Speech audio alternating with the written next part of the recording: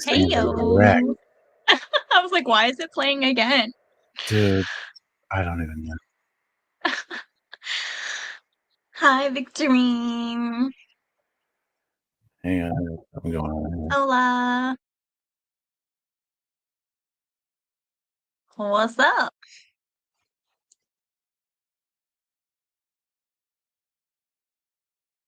Okay.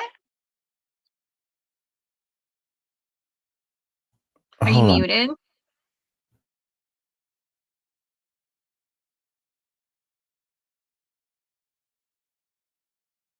I'm trying to do something, man. All right. I had something else open, so it was Oh. echoing. You know what I mean? Echo. Yeah, it was crap. Sweet. I couldn't find it. I got too many windows open. I don't even know why.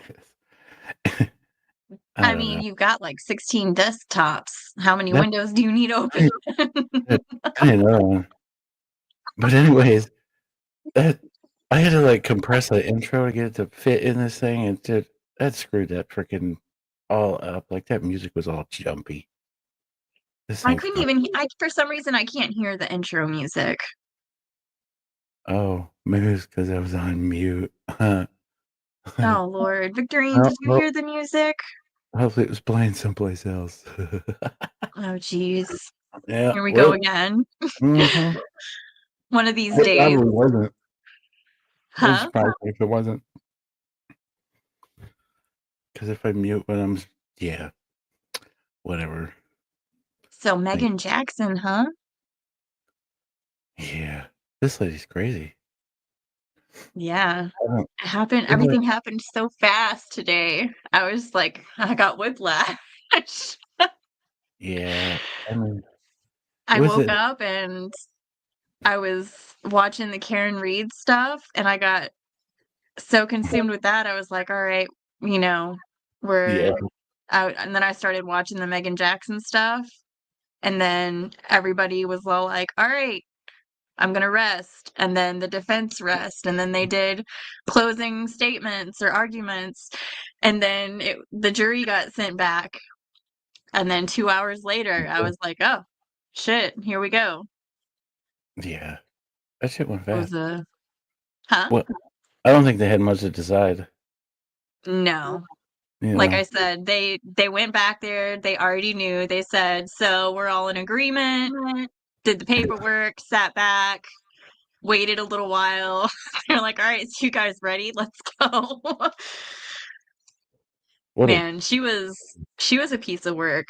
She was very animated. Yeah, she was animated, all right. The facial expressions on that woman. She's a devil. I was like, if looks could kill, like, ma'am, you were already on trial for one murder. Hey, she was in the body business. She was in the body business. And the fact that, like, I couldn't believe that they hid the body in the freaking funeral home. At the funeral home, and left a note with the body. I tagged his toe and just said, "Oh, hey, for the coroner to examine." Yeah. It's like, holy shit. Just read the toe tag. Dude, like, that shit was brazy. That was brazy. People clearly don't check on that shit then. Because I don't know. I forget. I listened to it. What's crazy is there were, like, when he went to go pick up the body to get rid of it. Yeah. There were some old people that walked in that he didn't recognize that ever worked there. And he was all like, who are you guys? And they just said, we came to work.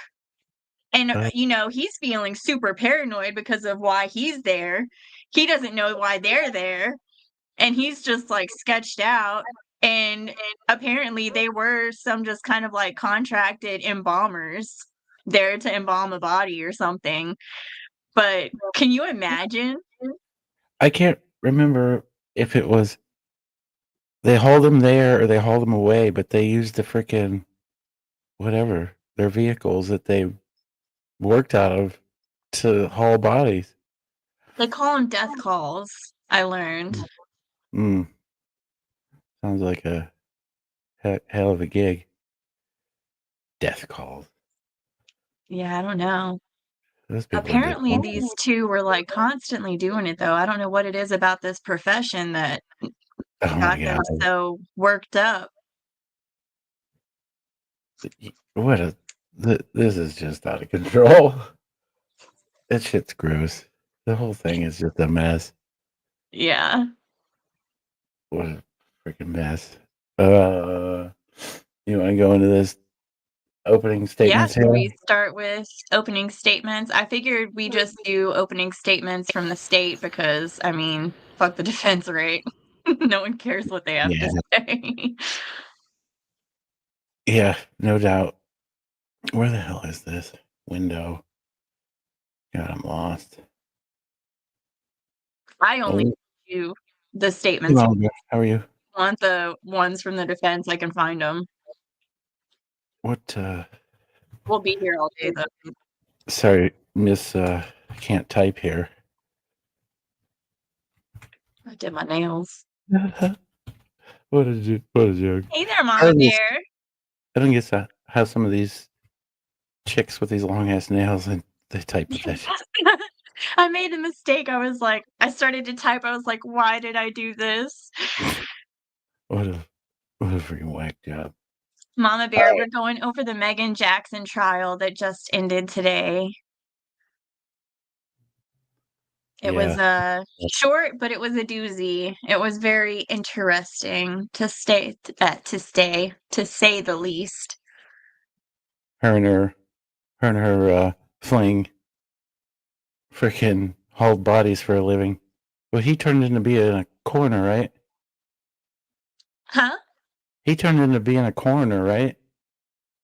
Her and her little boo thing were both corners, yeah. That's fucking sick. Mhm. Yeah, I didn't either. This happened in 2020. Hey, I don't I don't mess with painting my nails either. Alright, I'm gonna play this shit. So, this happened back in 2020. His trial was supposed to happen before hers, and they had the jury selected, and he decided last minute that he wanted to go ahead and plead guilty. I don't know if he took a plea deal, but he's testifying against her in this trial. I'm guessing he took a plea deal to get less time. He is to be sentenced after her trial, so we will see what happens with him. What a deal. He Yes. just bowed Alright, out. let's go. Let's go. Alright.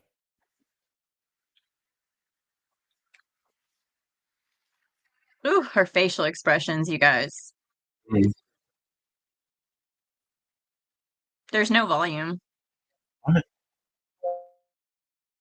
Can you guys hear anything?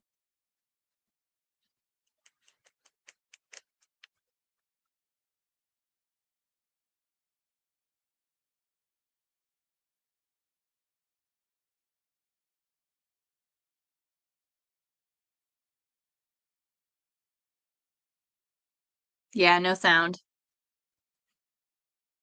Thank you, Mama Bear. Hey there, Victorine. Good to see you, hon.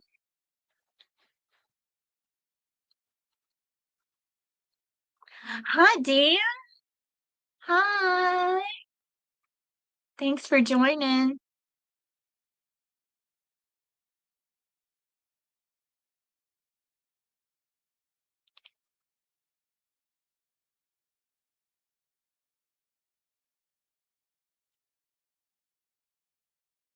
We're having some technical difficulties, or I'm sorry, Mikey doesn't have technical difficulties, as Stevie would say.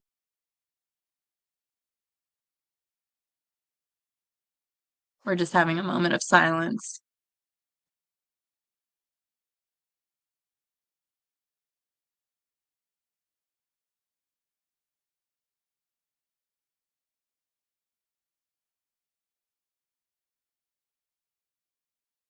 So, what did you guys think about the Karen Reed stuff today? I know some of you have been watching it.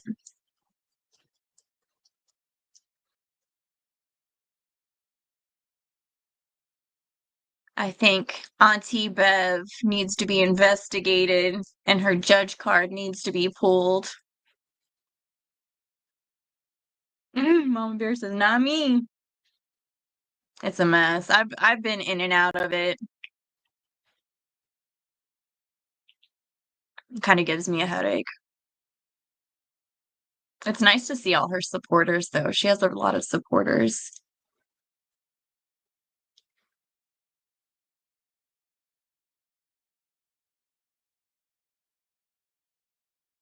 Victorine, 2 days, no verdict, yeah. Let me know if I this went has all day yesterday, too. Stressful. no sound. Start. Yo, Bev is super corrupt. She sound, needs to no be sound. investigated. Do what? Junior, sound or no sound? No sound. No sound? No sound.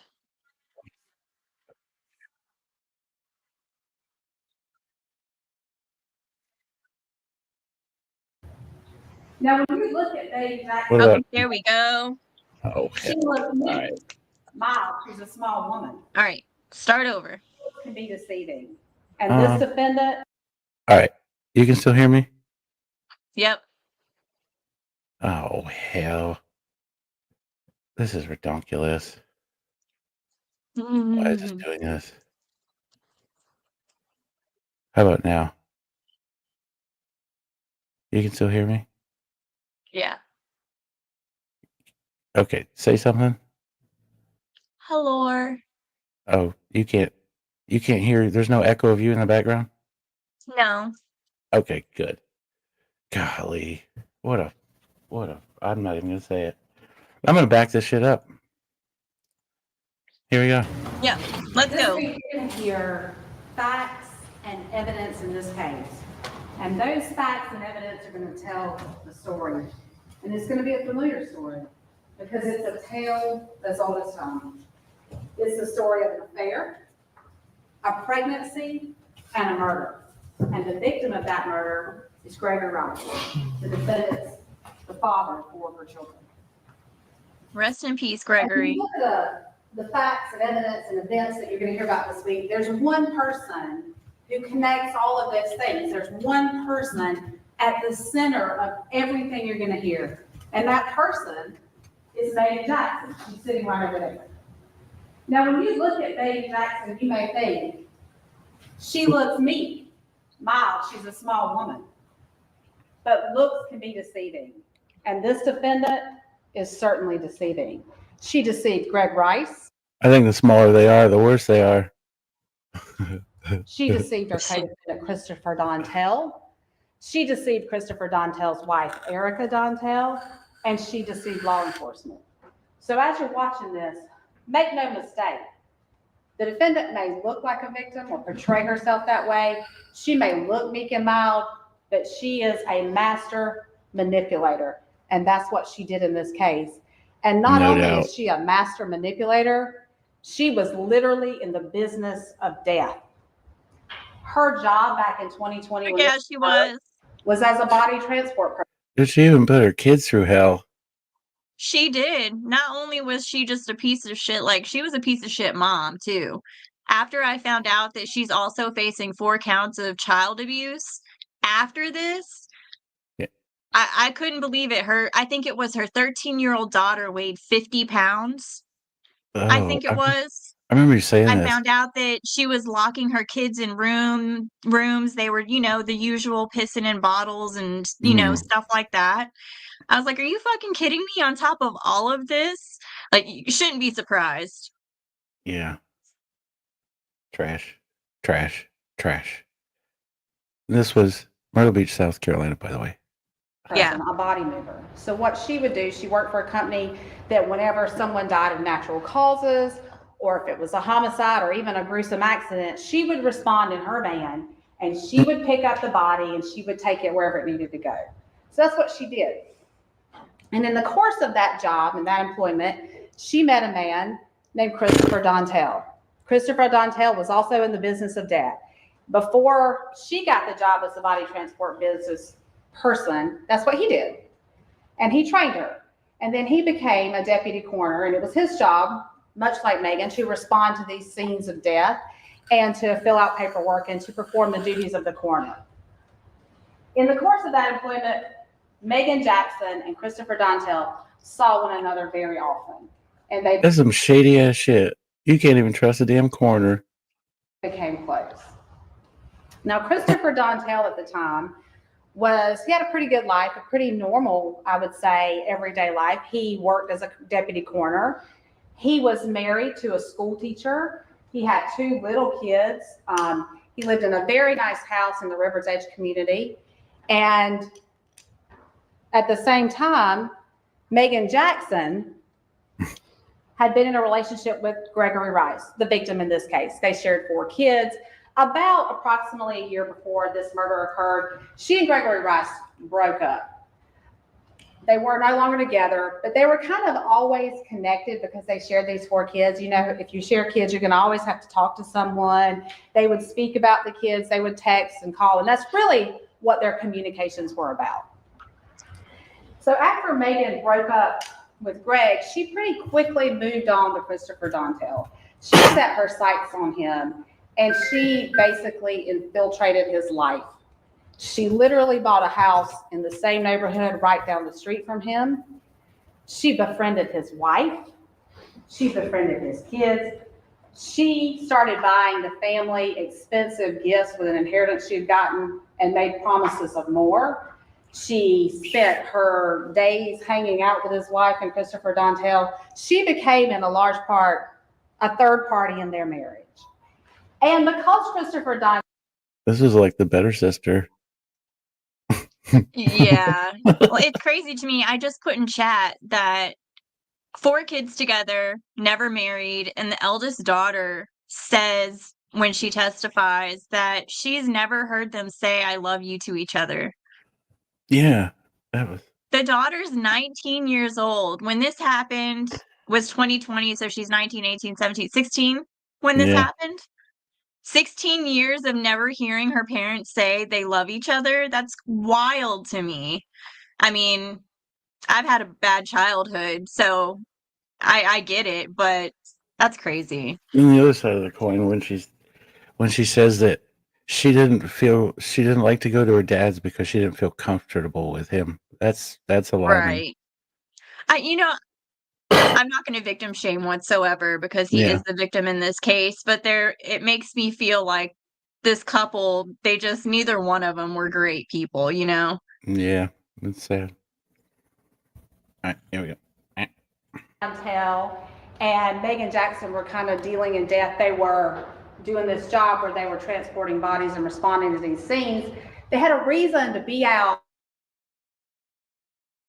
raising any suspicions with anyone. They could be together, they could be out all night, they could spend the night. Also, spend the night at her house, and no one. Just a little side note: her defense team is the father and 2 sons.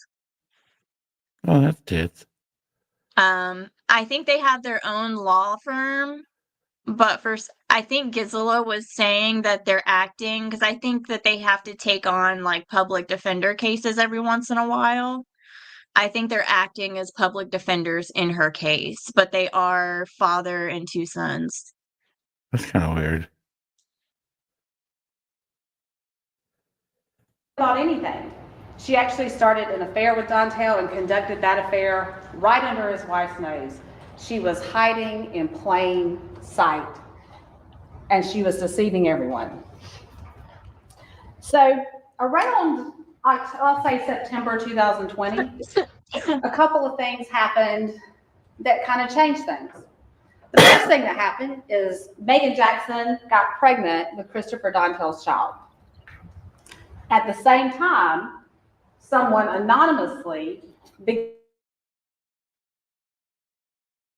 Jackson and Christopher Dontell to Eric and Dontell, his wife, through texts and emails that kind of had pictures and statements about what had been going on. That was done anonymously, but Meagan Jackson represented to Dontell that Greg Rice was responsible for those things. Now, The judge said that you're the judge of the facts. And I'm going to ask you, as you're watching the facts and evidence that's presented in this courtroom, ask yourself, who had the biggest motive to blow up Christopher Dontell's marriage? Ask yourself that question. So that was going on. And then on October 2nd, 2020, Gregory Rice disappeared. A Friday night, he just disappeared. Right. And Meagan Jackson began acting very quickly to divert suspicion away from herself. That weekend, she had an officer do a welfare check on Gregory Rice. She showed up at his house when normally she would make him come pick up the kids. That Monday morning, she showed up at the police department and filed a missing persons report. And in the she tried to do all this shit, but like homeboy who was fucking busted on camera and all kinds of other shit. Right. Like, come on, people. course of filing that report, she tried to portray Greg Not the eye as roll. some degenerate drug user. Huh? Look at her rolling her eyes. She's over there rolling her eyes. Yeah, I think that's the I'm fucked. Which was the furthest thing from the truth. He basically went to work, took care of his kids, and stayed home. He was a homebody. So she was trying to divert. Oh, hell. But police. Oh, yeah, look at her face. What the? She does this throughout the entire thing. Why did she, I'd like to know why she rolled her eyes over that woman saying that he was a homebody. Oh, you should have just seen the whole fucking thing. Like, she's the most animated person I've seen in a long time in a trial. Oh, a freaking mess. Do what police do. They start looking first at people closest to him. So they look at Meagan Jackson. They discover pretty quickly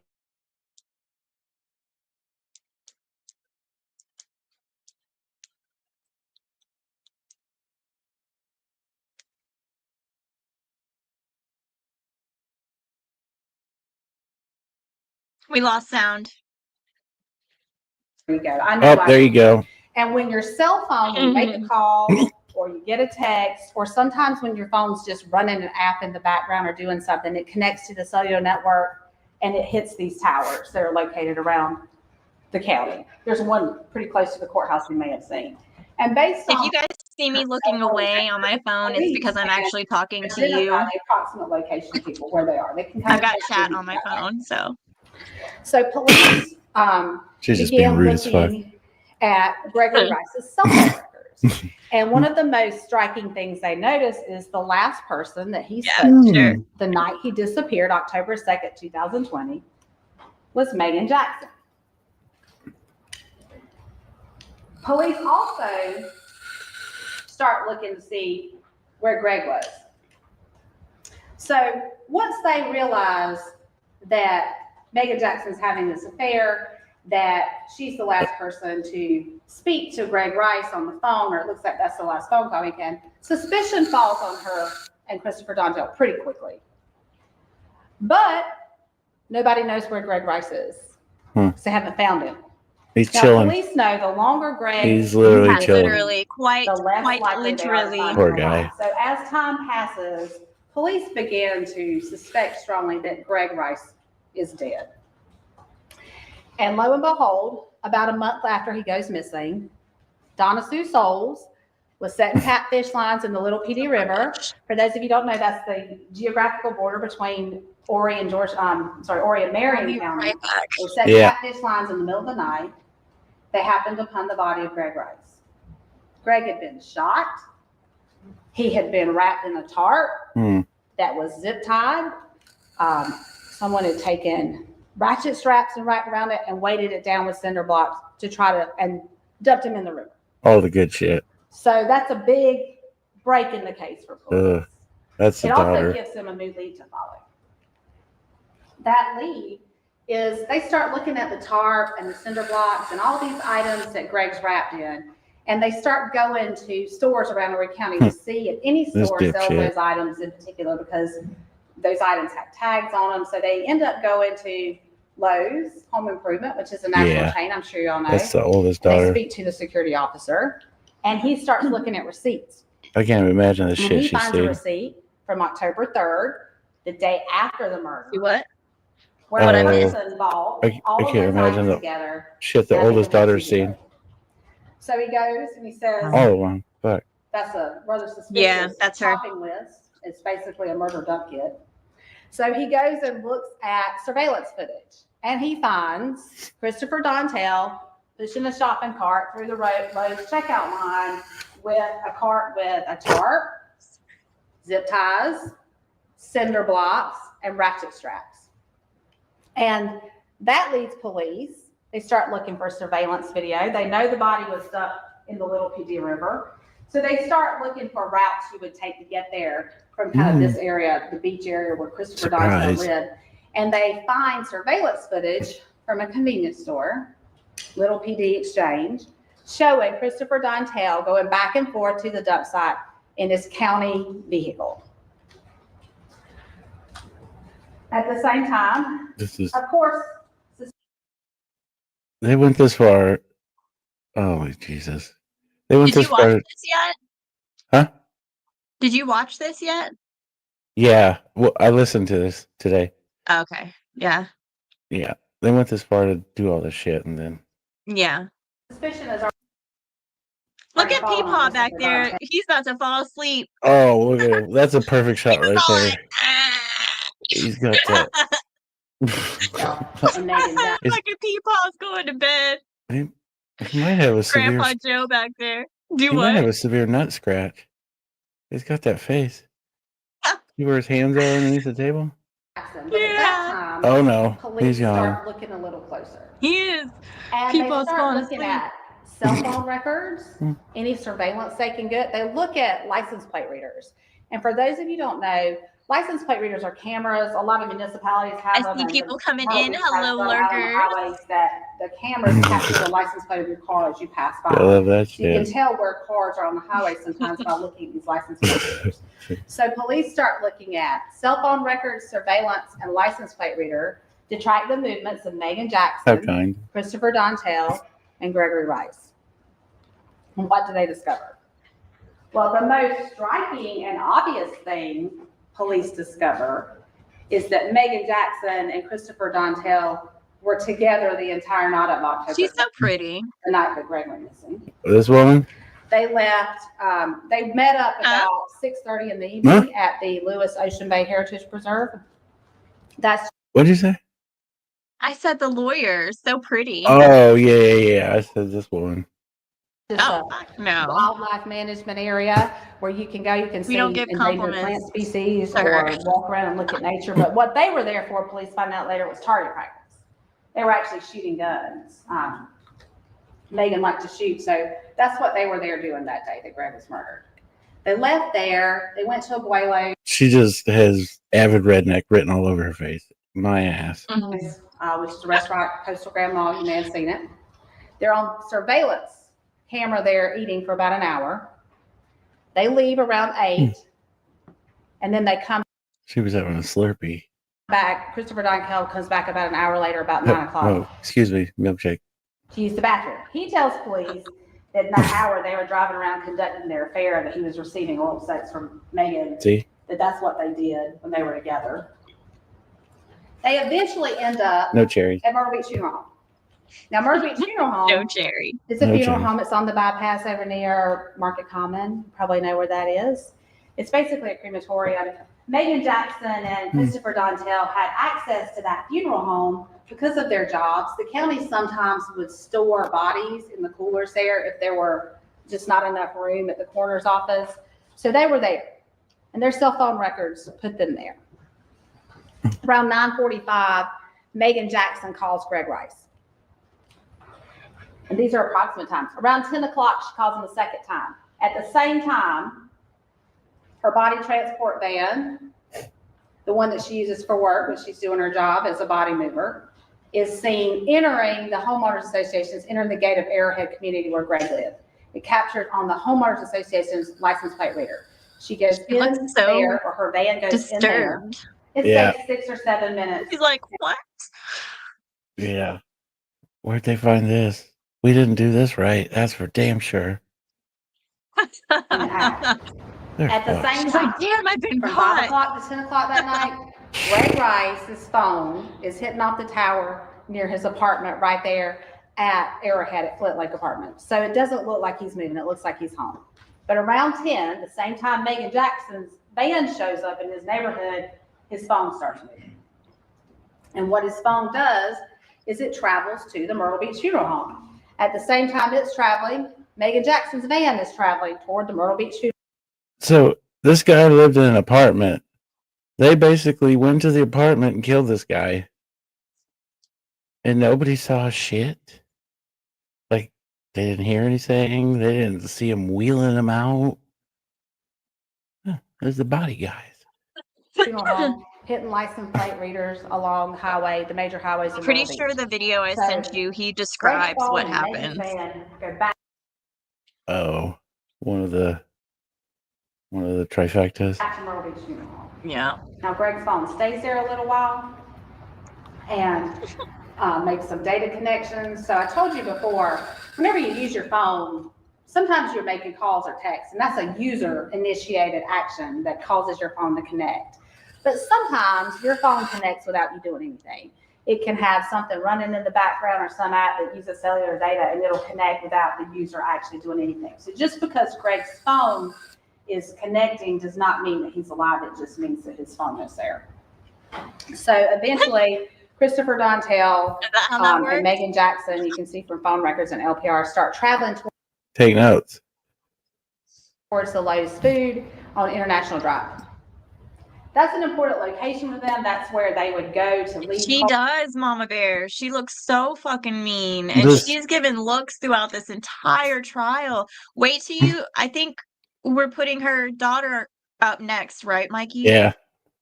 Wait till you see how she looks at her daughter. I swear, I flipped my shit. I was screaming at the TV. I was like, take her out of there. I don't think I told you this earlier about, you remember Auntie Deb? I was talking about Auntie Deb. Yeah. So he said earlier, when things were looking to go south of the Karen Reed trial, he goes, if trials like this keep on happening, I'm definitely never getting married. Right? Dude, same shit with this one. Fucking ditto. They weren't married. No, I mean, dog, I'm not getting married. I know I'm saying, but these two weren't even married. It still happened. Hey, I'm staying home, bud. But there was just a place to leave the car, essentially. It's kind of close to the neighborhood. It's right by the Lewis Ocean Bay Heritage Preserve, where they were going for target practice. And around 11 o'clock at night, a computer store in that shopping center captures Meagan Jackson and Christopher Dontell on camera. Christopher Dontell. You know, obviously nobody should kill anybody, but I really wonder what the backstory is behind this. Like, when they were together, did he beat her? Like, from what Chris Dontell says, his story is that she told him that he was very abusive and this, that, and the other. Yeah. And that's why what happened. But I'll let him tell his story. I'm not going to tell his story. You'll see it. Has a bag. Meagan Jackson's there. Importantly, at the same time, Greg Rice's phone makes a data connection to a tower that would put him in the same vicinity around 11 o'clock, a little after 11 o'clock that night. That's the last time Greg's phone ever made any connection with the tower. It's after that, it's just gone. So that's the last time Greg Rice's phone makes a connection. Oh, he's back from his nap. Meagan Jackson, we learned later that Greg Rice was in the cooler at the Myrtle Beach Funeral Home, his body. After that, Meagan Jackson and Christopher Dontell go back to the Myrtle Beach Funeral Home to get some, they were getting belongings so that she could put some of those belongings to set up this welfare check that she did the next day to make it look like he had wandered off an OD. So they went back to get that. But something else happened. She claimed he was shaking her head. I'm shaking my head at you. You shouldn't be shaking your head at her. She came up with this story that this guy had a drug problem. Yeah. And that's a bit unusual. Jesus. When they got there, she could at least said alcohol and drugs. Around 12:45 that night, there was a trade-in bomber there. And as I said, everyone in this case is kind of in the business of death. The trade embalmer, because Myrtle Beach Funeral Home doesn't have a full-time embalmer, they mostly cremate bodies. The trade embalmer would come on a contract basis and embalm bodies. This is where what you were talking about, with these people just show up, these randos. I mean, it's a thing. Like where I'm at, you got to get your body has to get hauled like an hour away to go to the coroner. Right. Like the county doesn't. Not even Orange County has a coroner. Everybody's got to go to Lake County. It makes no sense, but so I can see where they don't have embalmers, but it's weird. It's not like Myrtle Beach is small.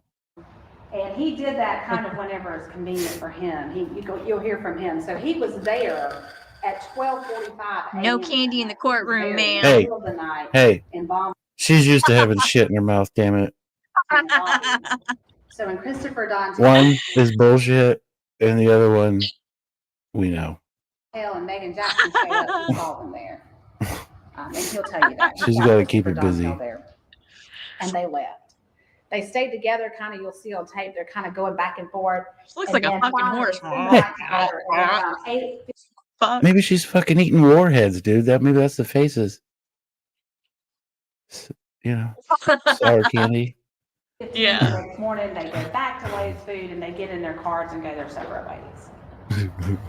So, speaking of warheads, I'm not even good. I had some the other day. Like I ate a whole freaking big pack of those things. Wow. Oh, dude, I used to eat those so bad my tongue would go raw from the acid. They're not what they used to be. I will say that. I mean, I think it's because we're adults now and we're not kids. Hey, speak for yourself. Okay, whatever. Kind of what unfortunate news about this case. And much like we did here today, Miss Walter and I, the state of South Carolina, we called Christopher Dontell's case to trial, just like we did today. We picked a jury, the same thing. We went through everything. And then as I was sitting in my chair, getting ready to stand up, Christopher Dontell shocked everyone by standing up himself and voluntarily pleading guilty to the fact of murder with no agreement with the state. He did. That was also allowed law enforcement to fill in some blanks. Christopher Dontell, after he did that, agreed to speak to law enforcement to kind of fill in a lot of missing pieces of this puzzle. You're going to hear from Christopher Dontell. He's going to testify. I have no doubt that Meagan Jackson's attorneys will make a big deal out of the fact that Christopher Dontell has a motive to minimize his conduct and point the finger at Meagan Jackson. The judge has already told you. What a man. You, the jury, can decide what to believe. He's all like, screw this. He's going to tell you that night, when he and Meagan Jackson were at the Myrtle Beach Funeral Home, she called Greg Rice because she wanted to go confront him. And that Christopher Dontell and Meagan Jackson took that body transport van in the Arrowhead when it hit that license plate reader. And they went in there, and Meagan Jackson called Greg, and when he came walking up to the car, she got out and shot him and killed him. And the two of them hustled out of that van and put him on their body transport stretcher, and they threw him in the back and went back to the home where they put him in the cooler while they decided what to do. All of that testimony matches what law enforcement already knew. There's nothing that he's saying to us that is not borne out by those cell phone records, surveillance records, and LPR records. Yep, that fucking warhead's hitting. You'll see that. Jeez, look at that face. Is when he goes and buys maybe it's a hot ball. Body dump kit and takes one chip challenge. Dumps Greg Rice. Yep, one chip challenge. Look at her. So she's so mad. What to believe? That fucking face. In this case. You decide. That son of a bitch. I told him we needed to do better. I told him not to go to Lowe's and buy the ratchet straps and the tarp. That I had a tarp. She's so mad right now. Look at her. What the fuck? I think me and Dan both took screenshots this entire trial. I made a section in the Discord, and it's nothing but screenshots of her face. Who you think's responsible for the murder of Gregory Rice? Gregory Rice, and you're going to hear from Christopher Dontell. You're going to see Meagan Jackson sitting over there. The only thing Christopher Dontell and Gregory Rice have in common is Meagan Jackson, who's sitting right over there. That's the only thing. The judge is going to instruct on the law. He's going to tell you about conspiracy. That's just what it sounds like. It's two people getting together to commit a crime. He's going to give you the definition of murder. In South Carolina, we don't have degrees of murder. We have one definition, and that definition is the killing, intentional killing of another person with malice aforethought. None of you guys need that definition to know that shooting someone, crying my ass, crocodile tears, and weighing them down with cinder blocks and throwing them in the river is murder. But what you do need to know about South Carolina is South Carolina has something called the hand of one is the hand of all. I'm going to read you what that means. That means if one's guilty, they're all guilty. AKA, you're fucked. This is the legal definition. If two or more people are together, acting together. What the fuck? Assisting each other in committing the offense. Short definition for a short person. The act of one is the act of all, or as it's sometimes said, the hand of one is the hand of all. Two people can be guilty of killing another person. Look at them glasses. One of the two. Them things are hot. There was only and only one of the two fired the shot that caused the death. So what I'm asking you to do is, if at the end of this case, which she's a little hottie in her little nerd glasses and her southern accent, the death and for the murder of Gregory Rice. She's probably psycho too. And at the end of this case, you know what they say: the hotter they are, the worse they are. You believe that Christopher Dontell and Meagan Jackson are responsible for the murder of Gregory Rice? Then there's only one verdict, and that's guilty. Yep. Guilty. He's always holy shit. Guilty.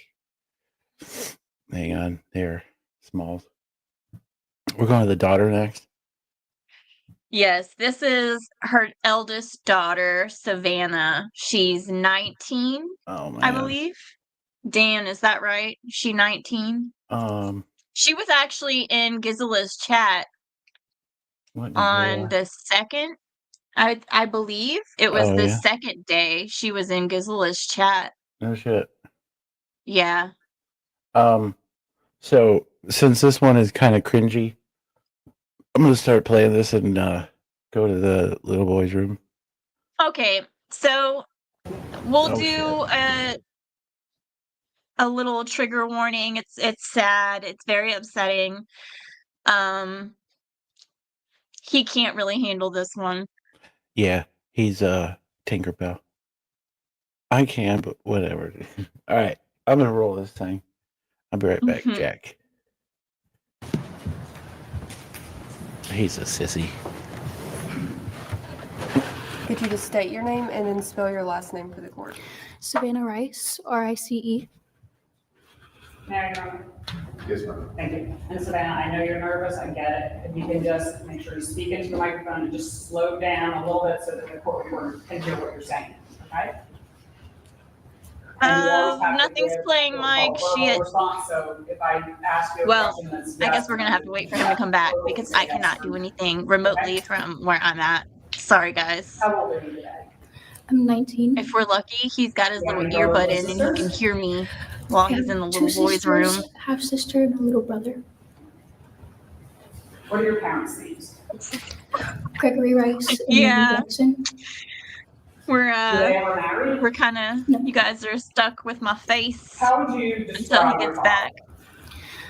He was a very flawed man, but we all didn't know he cared very much about his kids. Bless her heart. His work, and he tried very hard for the people around him. How would you describe your parents' Michael? relationship? Like you can hear me. At all. There was constant fighting. They were mean to each other. They were mean to the kids. Just they weren't Dude, compatible. she was so You fucking didn't hear I love brave. you very much I throughout the I house. couldn't believe it. I thought she was gonna have a heart attack. I thought I was Did gonna you have a ever heart hear- attack. Oh, you know what, dude? You know what happened? Yeah, I know. There's no Fucking video. Dipshit didn't even share the fucking screen. What a rook. Yeah. Hello. What a freaking putz. You want me to back this shit All up? right, start it over. Thank you. Good lord. Thank you. What a tard. All Could you right. just state your Let's name go. and then spell your last name for the court? Savannah Rice, R-I-C-E. Meagan. Yes, ma'am. Thank you. Well, And Savannah, I'm embracing I know it. you're nervous, I get it. If you can just make sure you speak into the microphone and just slow down a little bit so that the court reporter. What do you think of her hair color, Storm? And you always have to give what we call a verbal response. I said, what do you think of her hair color, Storm? I miss my hair being pink. Yep, I figured. So if I can ask you a That's why I said something. Your camera's off. Yeah, I know. Okay. How old are you today? Hey, I'm slow, dog. Chill. Do you have any brothers or sisters? I have 2 sisters, a half sister, and a little brother. Oh, for fuck's sake. What are your parents' names? Gregory Rice I get and it. Meagan Jackson. I'm taking these earphones out here for a bit. Were they ever married? No. How would you describe your father? Don't you start glaring at her, you bitch. Look at I that. wanted to jump through the Very screen. much about his kids and his work. And he tried very hard for the people around him. What a shit How show. would you describe your parents' relationship? It was not great at all. There was constant fighting. I'm taking these this earphone out for a minute. So if you want me to pause this, I can still hear you. So They were mean to each other. They were mean to the kids. Just they weren't compatible. You didn't hear I love you very much throughout the house. You said you didn't hear I love you very much, but did you ever hear your parents say I love you to each other? No. this is just sad to see what this girl went through in her life. Yeah. I think that's my biggest problem. At some point, did your parents break up? Yes. Do you know about when that was? There was twice. The first time I was probably around 9. He was cheating on her. The second time, they just needed to go their separate ways, and it was a mutual breakup. When your parents broke up, did they begin living in separate houses? The second time, yes. Her freaking mother looks at her like she's telling stories, you know? Where did you and your brother Yeah. and your 2 sisters live? We lived mainly with my mother. Did your brother and sisters go to stay or visit I think Stormy said she was 19. with your father? Yeah, she's They 19. did almost every She- weekend. She definitely looks like a young 19. What about you? I chose to stay home. And that's okay. Why did you choose to stay home? He would make me nervous, but also my mom would tell me that we would go do something fun. That's what you together, were talking so about. she Her would saying bribe that me he to would stay make home. her nervous. And I Oh, yeah. Yeah. Not good. Who knows? It could have just been all the arguing and fighting. Maybe he drank. Despite the fact that you did Who not knows? come over very often, did you still maintain contact with your father? the best of my ability. My phone was disabled due to my mother. I could only receive calls. When your brother and your sisters would go to stay with your father, would he pick them up and drop them off? Would your mother pick them up and drop them off? How did that work? My dad always came to the house to pick them up, and he would bring them back as well. When your father would come to pick your siblings up, did you go out and talk to him at all? Yes, I would go out and I would have a chat with him, tell him I loved him, give him a hug. And that was about it. I'd tell him if I was going to come over the next week or not. At some point after your parents began living separately, Did you meet a man named Christopher Dontell? Eh? I'm just Oh, her Yes, I on the did. stand. She's about to get super emotional. I met Chris because one, knew that he worked with my mom, but two, we moved into his neighborhood and I met his family and we started to hang out with his family and him. So when you say his family, We moved was he into married? his neighborhood. We have yeah. Ain't that some shit? That is some shit, She huh? moved her whole family into his neighborhood. That's some, what do you call that? It's diabolical. Jesus, why are you going to use these words? children. Yes.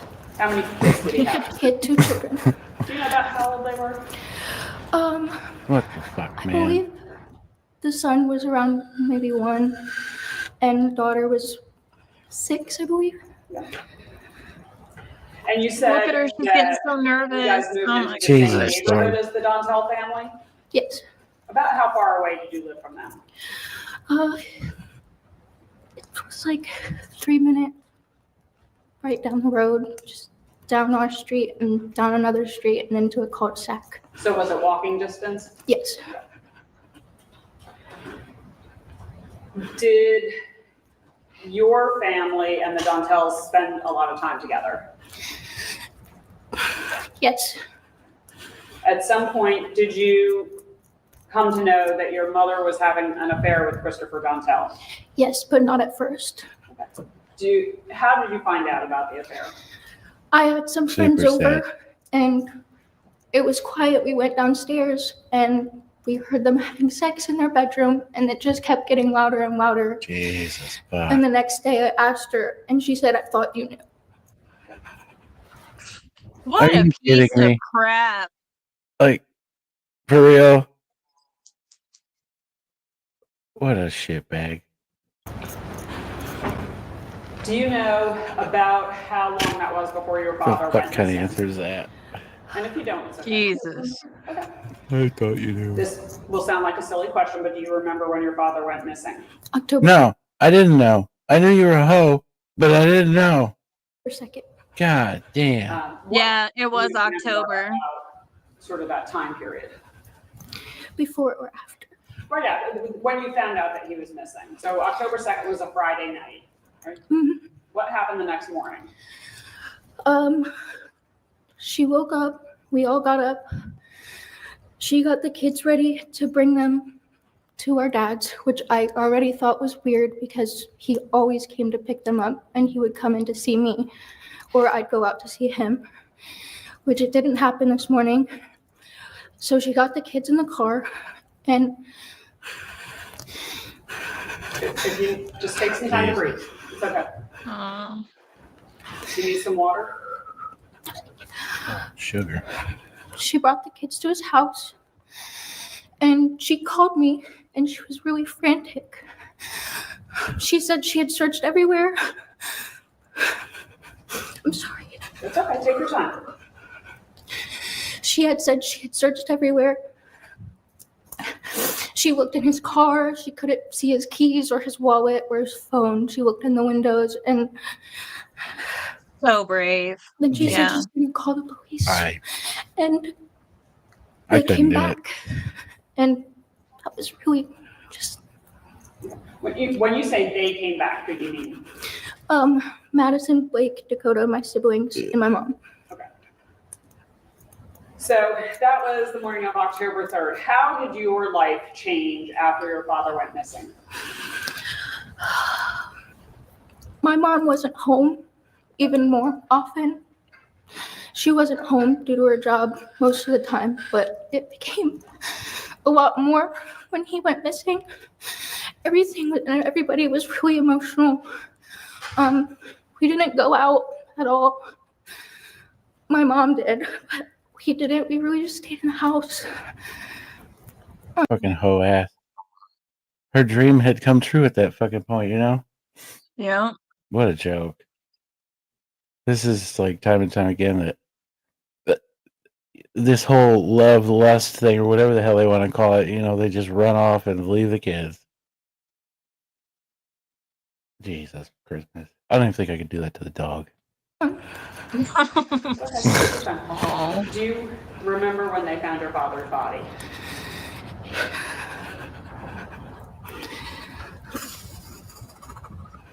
Yes, I'd really like to know what she just told Pops.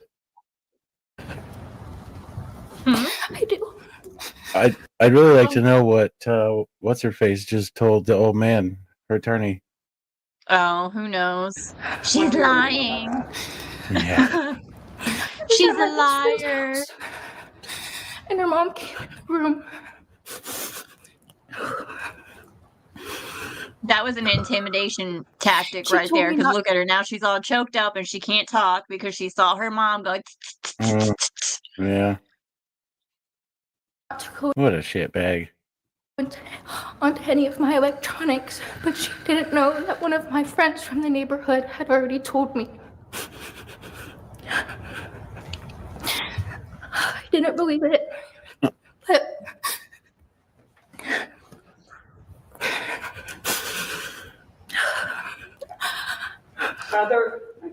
This is kind of like a big other. Was there anything significant about that day besides the fact that they found your father's body? that they told us my mom had something to do with it, and that all of my siblings would have to be living somewhere else. Well, no, I mean, November 7th or 8th. Is there anything about, when's your birthday? You see that poor girl had one of those stress ball things in her hand? Yeah, she's having a freaking panic attack up there. I would have fell out by now. Birthday. I would have been hyperventilated, freaking tapped out. She is. That's why I think that her mom should have been taken out of the courtroom. I think she would have done a lot better Yeah. without her being there. Yeah, that's true. Your mother ever mention your father during the time Raised her between eyebrow when at he her a first bit. went missing and when they found his body?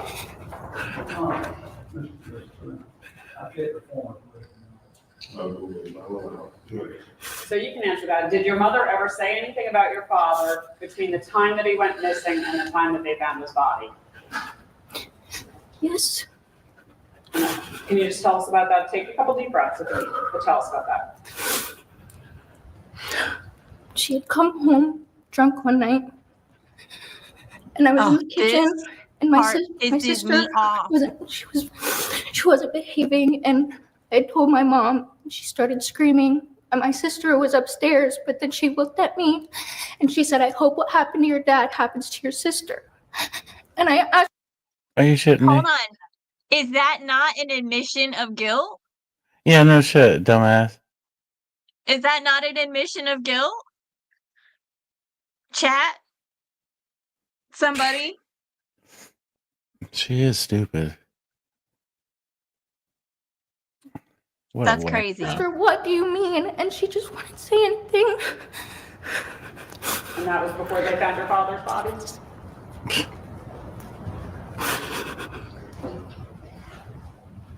My last question for now. Did the state reach out to you and ask you to come here today, or did you reach out to us? No, I called you guys And why did you do that? because I believe that she This guy intelligence speculation. I want to tell my Okay, truth. I You think go, we can't girl. answer that question, so we'll just, Oh, that's okay. That's okay. That's freaking sad when you gotta tell this shit on your own parent, you know? Her saying, I want to tell my truth. Good for her. This is unreal. That was so heartbreaking to watch.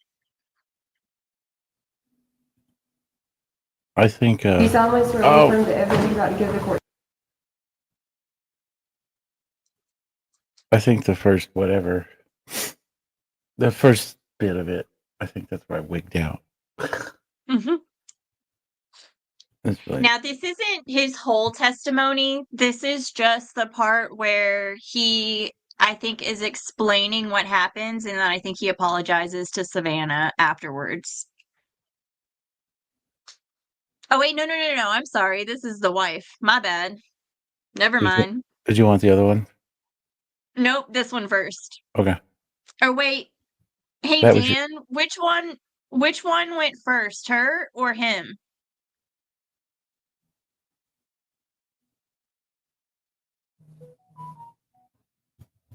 We'll find out in a minute because I don't remember. this was in your order. Okay, Dan, yeah. She was first. So play her first, and then we'll play Chris. All right. Sounds like Thank you, Dan. sounds like a Hello, dealio. Diego. Welcome. Hello. You solemnly Good swear to on see that you. everything you got to give the court in this case will be the truth, the whole truth, and nothing but the truth. So We're help you God. going over the Meagan Jackson trial.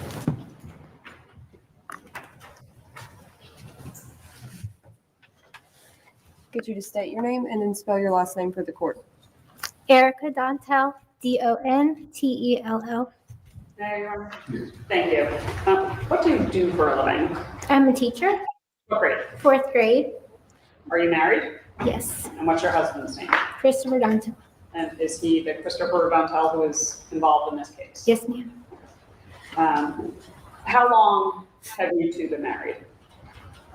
10 years today. Do you have any children? 2. And were you working back in 2019 into 2020? Yes, I was in transition. I had left my in-school position, kind of transitioned to working at my sister-in-law's daycare when I was pregnant with Clayton. And then in 2020, I got hired at my virtual school that I'm at now. Okay. And so let me talk about, well, I'll get to that in just a minute.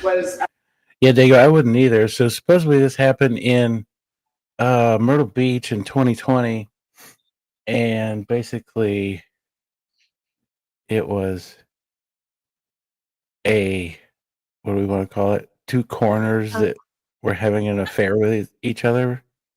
Yeah, they were in the business of death, And as the lawyer likes to say.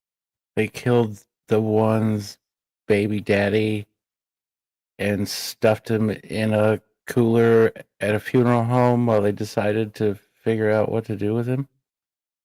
Yeah. Yeah, they're hauling him around in the county vehiculars and shit. Pretty cool. Pretty cool shit. Yeah, Never heard of it either. Yeah, the trial actually just ended today. I guess I can go ahead and spoil it for everybody. She was found guilty. Shocker. LWOP, life without parole. So there's that. The state rested today, defense rested today. They had closing arguments today. The jury was sent back with instructions today, and within 2 hours, they came back with a verdict. They also did sentencing. It was very fast. Everything was very, very fast. What a shitbag. Your husband working at that time, Chris Dontell, Yes. what was he doing? His main job was, he has a facility maintenance company that does maintenance all up and down the East Coast. And then he also was a deputy coroner for Horry County. What did he do prior to being a deputy coroner? He worked for a body transport company that moved deceased bodies for funeral homes and for the county. Now, thinking back to 2019 and 2020, you mentioned somewhere during one of your answers that you were pregnant with Blake. How old were your children? Obviously, that's a span of time. How old were they at that time? Clayton. I'm sorry. No, that's okay. Sorry. So Clayton was born in April of 2019. So he was up to a year. And then Charlie was 3 at the time. In 2019, 2020, would that have covered the time period of COVID? Yes. So tell me sort of what was going on in your marriage at that time. We were experiencing some difficulties just because like I said, I had left my full-time teaching job and went back to the daycare, which was a good pay cut. And then when COVID struck, then Chris's business with the maintenance company pretty much came to a halt because gas stations and things weren't open like they were. And so that just put a lot of strain on us. And he was working for the coroner's office, and we had our 2 very little kids at home. So he was on calls a lot. So it was just stress and not sleeping Yeah, with he a new was. baby. So I guess the business of death never goes away, huh? So not He uneasy was on times. calls a lot, all Yeah. right. I was just gonna go from being a maintenance guy, fixing shit at gas stations to hauling bodies. Yeah, that's Yeah. cool. Yep, no problem. I'll just pick them up like a sack of taters. Do you know the defendant, What Meagan the Jackson? fuck? yes. No, they use boards to move them. I met Hey, either which way, they gotta touch them once, bud. him for the first time at the Look at her, she hates celebration her. lunch that they had for but- Chris when he moved. Why do I feel like I don't know? Why do I feel like she's got this charmed look on her face? Like she was disgusted over her daughter, but she's looked so charmed right now, this hoe. She hates her. From She's like, yeah, I transport fucked your company husband. to work for the county. What a bitch. And then shortly after that, she moved into our neighborhood and we became friends. She's probably She picking does out her, hate everyone, Dan. She's a hateful person. she's probably jealous of her hair. Yeah, look at her She's got hair. more It's so body. pretty. She's got those Yeah, it long, does. big curls. Do you recall about when she moved into your neighborhood? This- I want This to say bitch has maybe just like got ratty ass hair. December of 2019. How far away from you did she move? Just the back of the neighborhood, like 2 quit that streets shit. over. I know. Did you know if Megan had any children at that time? Yes, How many children did the defendant have? 4. Do you know their approximate ages? You don't have to be exact. I think when we met them, 15, 13, maybe 9 and 8. Prior to, let me back up. When you first met the defendant, were you and your husband and your children already living in River's Edge? Yes. When the defendant moved into your neighborhood, did your families start hanging out together? Yes. When the defendant moved into your neighborhood, was it just her and her children, or did someone else live there? Yep, just her and the kids. Did the fact that this was the period of COVID affect how much time y'all spent together? Yes. You can because say that again, once- like, I mean, holy We shit. would always get together and things, but then once everything shut down, we were at each other's houses every day. Either her kids were at my house or we were at her house every Isn't that day. crazy? Did you consider her? Yeah, it's like they like became like best friends, and this bitch like befriended him. Yeah. And the whole time, she's sleeping with her husband. She probably wanted to get down with both of them, to be quite honest with you. Yeah, I wonder You why. know what I'm saying? That's why she's Yeah. got that charmed look on her face. Yeah, yeah. Sick ass bitch. Friend back then. On this day 5 years ago, yes. Do you consider her a friend now? No. Oh, You said that the defendant had She's 4 hurt. children. Did you know? You see who that? their She was father hurt. I told you. I'm She telling closed you. her eyes. She was like, ugh. This hoe. Look at her face. She was- God. Oh. On this day 5 years ago, yes. Do you consider her a friend now? No. Yeah. You said that the defendant had 4 children. Did you know who their father was? I knew of him, but I had never met him. But I knew his name was Greg. That's like, So you never met him, you didn't know him personally? There was one time that I think he either picked up or dropped off the kids in the neighborhood and we saw him in the car, but never like corresponded with him or anything.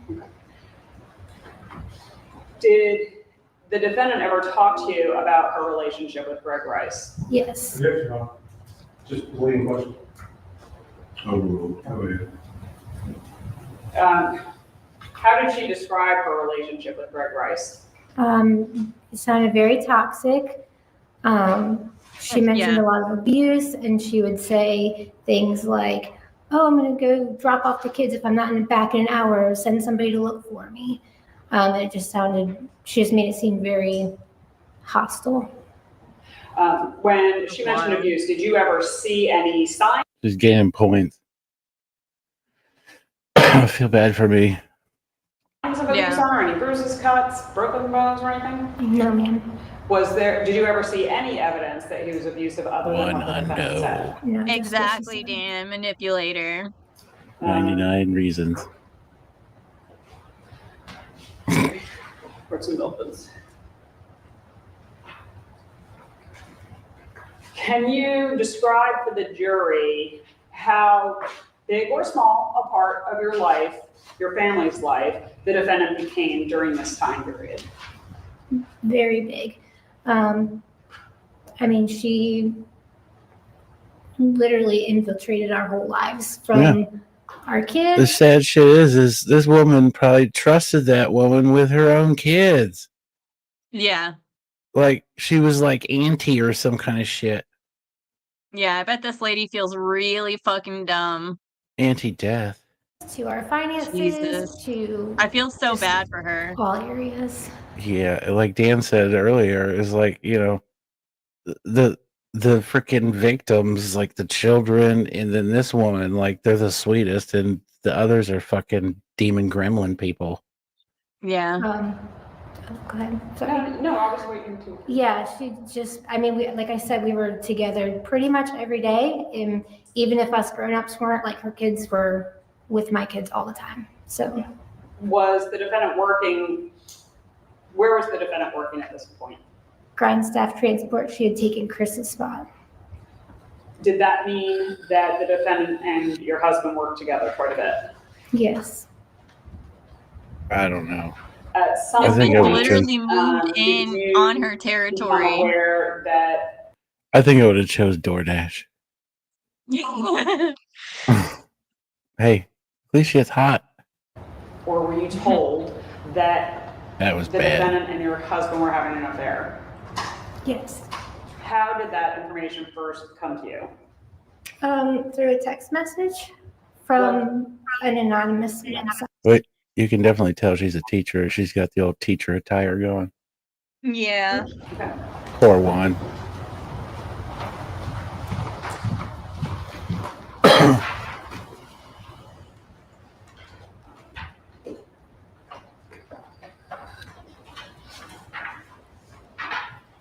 That was business. She probably would have ran across the freaking courtroom and attacked her.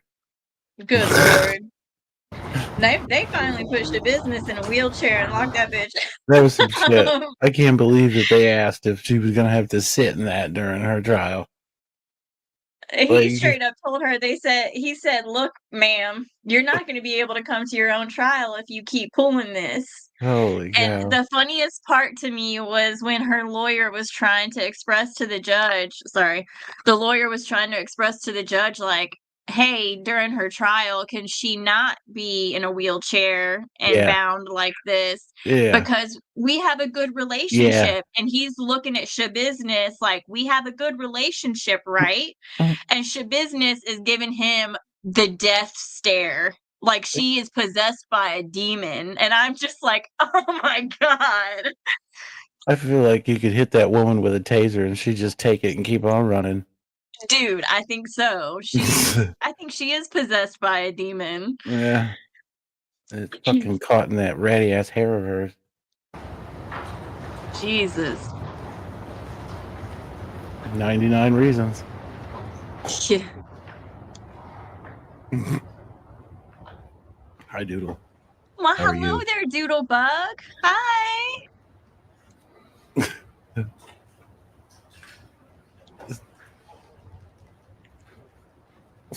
Fucking cheese fell off her cracker. I remember saying that fucking one-liner. Fucking. Hi, Doodlebug. You know, Doodle, I tried to come into your chat, not yesterday, but the day before, and for some reason, my comments would not stick. They just kept disappearing, so I don't know. She had slick comments. Maybe they were slick. Yeah, I don't know. I tried to say hi, but fucking slick ass. it wouldn't let me. She says she'll fix it. Fix it. But I was there for your missing hour. I was there.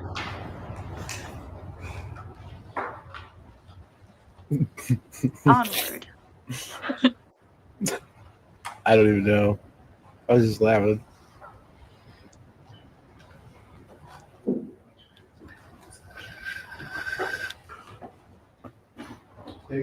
Holy shit. What that woman I is. haven't moved to admit it yet. This chick is. Look at that hairdo. That's some shit there, buddy. That's Darth Vader. This woman in blue. Yeah, What a stunner.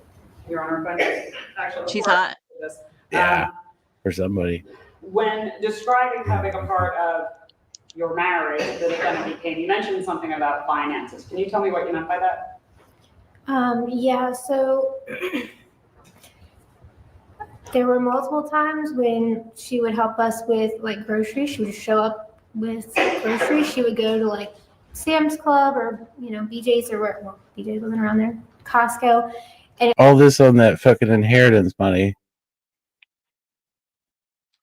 It was like whatever she bought for her Jesus, household, fuck. she would double and buy for our household. And so she did that a few times. And then like if we would go out, she would like get the bill for us. And then it got to the point where by the summer of 2020, we were in talks of opening a summer camp because that's like my dream. And we were looking at properties and talking about. This is 99 reasons why you don't get married, Stevie. It's Hi, the, Stevie. Hello. it's the trial of two corners that were cheating on whatever their significant others, and they killed the one's baby daddy and put him in a You are great at explaining this. put him in a meat locker for a couple days.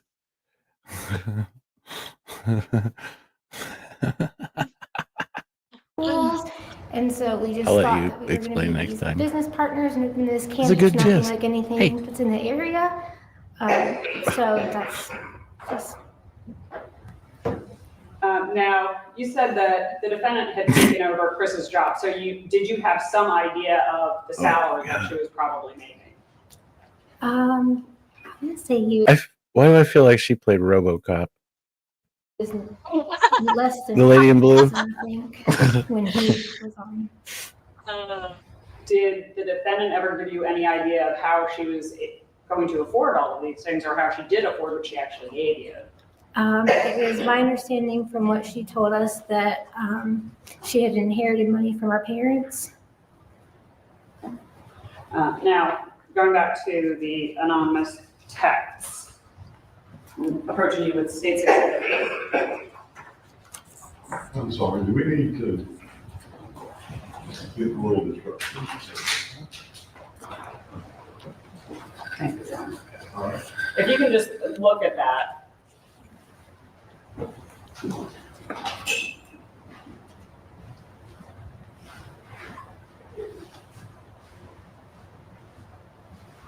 From my understanding, he cheated on her a lot.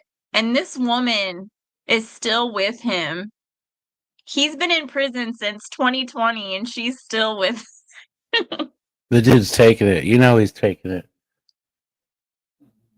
The This way poor he used to woman. get blowjays, this guy, he's an addict. He's moved on. Storm. Wait till I don't know if you watched his I didn't. his thing, but he sound I I'm would just definitely not watch I'm his just thing. No, okay, you know what I mean, Yeah, asshole. no, I didn't. Asshole. Okay. What thing were you talking about, anyways? Nothing. Now she didn't want to talk. Nothing.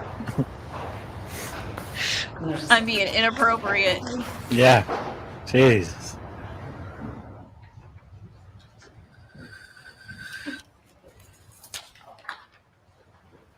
Are those, Oh, hell. are those the anonymous texts you received? Yes. Was that on September 27th? Yes. So what did those texts tell you about an affair between your husband and the defendant? Aw, Yeah. it's okay, ma'am. they thought I should know that my husband got somebody else pregnant. That's cute. Did it name the person? Not at So, first, and later on. like, she's the victim here, okay? This bitch, she probably trapped him. Who knows? It was Meagan Jackson. Rodeo girl.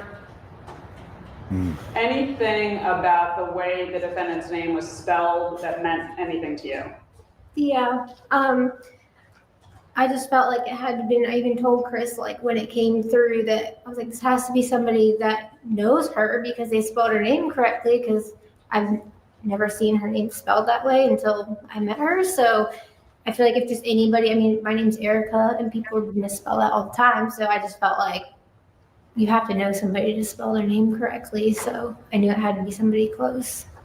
Did the text give you any indication of how they were able to find contact information for you? It said that they found my number on a website. It was like special ed or something, like an educational website. Was there any information about any trips that correlated with any trips that you knew about that your husband took? Yes, there was. It wasn't like a screenshot or anything, but it was just a flight number and then the 4 names of the people that traveled. Who were the 4 names, if you remember? Well, I know it was Megan, Chris, Savannah, and I think Savannah's friend. Do you recall what you were doing when you got those texts? We had dinner plans with my friends, and Chris was on call. So usually when he was on call, we would ride to his car in case he got a call, and then me and the kids would just wait in the car. And so he had just gone into the. We'll just take the freaking meat wagon in case we got to go pick one up, boys. Right. No right. problem. Roadhouse. We're out of here. We got to call, babe. Or go in their case, abuelos. Yeah. Abuelos. The house and the text message, the first one came through. Did they come through? We got to go bag one and tag one, babe. Yes. So you better get a doggy bag. What did you do after you got that first one? I texted him and I said, I need you to get somebody else to cover this call. And I said, we have a family emergency. I need you to come out here. Did he come out? Yes. Did you confront him with the text or show him the text? Yes. And because it was just from like the free site, he's like, I don't know what this is about. Like, this just must be somebody messing with us, but I'll deal with it after the call. Let me finish the call and we'll talk about it or deal with it. At some point, did you and Chris talk to the defendant about those texts? Yes. So once he, so while we were there waiting for him to come out, I got the text message about that he got somebody pregnant and where they found my phone number. And then once we started driving to the restaurant, because we were just like, we already had plans, and he was. I wonder what happened to the child.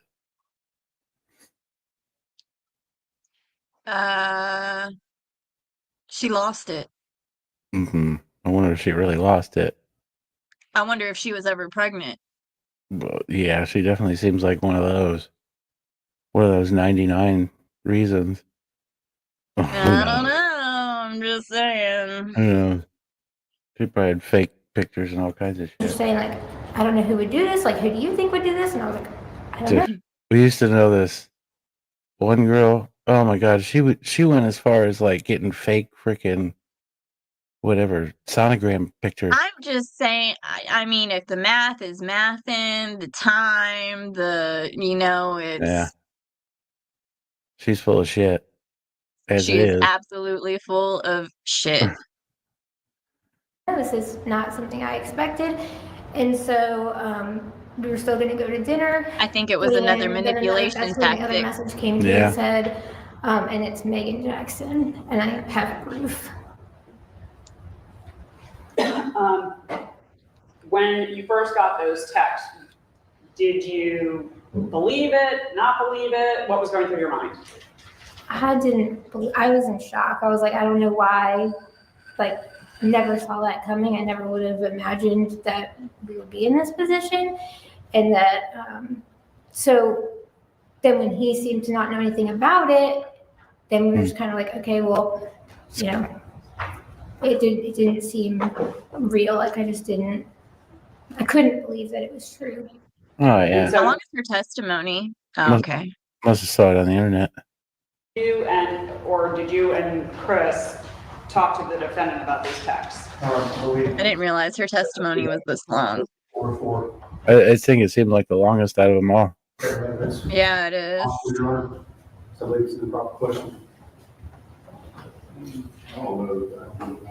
Which I don't think it really freaking mattered. Did either But, you you or know, did it's a you gig. and your husband together talk to the defendant about those texts? Yes, once the message came through that said her name, that's when I said, we'll call her. Like, get her on the phone right now. And he did, on speakerphone. And I said, why am I getting text messages that say that you're pregnant and who is saying this? And she was like, I don't know, I'm getting the kids in the car, I have to call you guys back. And then pretty quickly hung up. Did you See, ever that's have not how you conversation respond to with that. her about What? You don't, she said, why am I getting text messages saying that you're pregnant? And she says, I'm getting the kids in the car, I'll call you back. Yeah, That's yeah. not how you respond to that. That's No, ma'am. That's a mic move when the employees call. Yeah, hey, sorry, I'm on the other line, dude. I got a call, or I gotta Yeah. walk the dog. My I mom called. literally Sorry. I got a Billy neighbor called. I got a Billy's neighbor calling. that's I gotta annoying as go. shit. I will literally get out of the truck and put the phone in my ear and act like I'm talking on the phone when this dude's outside, so I don't freaking. I turn the Oh my ringer off God. first. Every time I'm going into Jersey Mike's and there's those people under the tents, I get out of the car and I'm on my phone. I'm not talking to nobody, but I'm like, I'm not trying to buy anything that you're selling. I don't care about, none of it. Yep. Who's your cell phone provider? got I don't know who you. you work for. They're always trying to do something for the kids. I love the kids. I got you, but no, not today. I'm just trying to get a sandwich, bro. Later on, That's funny. There was another time where we were talking, and then she said that she figured it was Greg texting it. Greg as in her husband? Yes. Did you, based on the text that you received, did you do any sort of research about anything? Well, I looked up my own phone number because I didn't know what that website was. And I was like, well, how's my number just out for the public? And it came up that it was just my online resume from when I was trying to get a teaching job. So that's where it came from. Did you look up anything else from the text or? Well, later that evening, because, we had gotten home from the restaurant and everything. And so then I just started looking up just books about marriage and how to save your marriage. Because I just felt like if this was even something that we were discussing, I knew we were having some stress and that things were tight and just that's so sad. At the time, but I didn't think that it would be. Yeah. The amount that she wanted to try for this dip.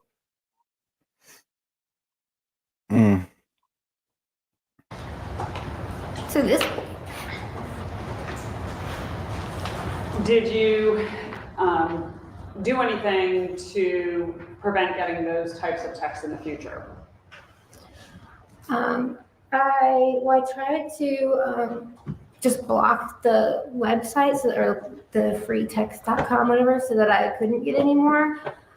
Because we talked to Megan, she thought it was Greg, and so we just figured we'll just eliminate it being able to come through so that we could kind of work on it and distance ourselves from them, because she had mentioned to a few times in the past just that Greg was very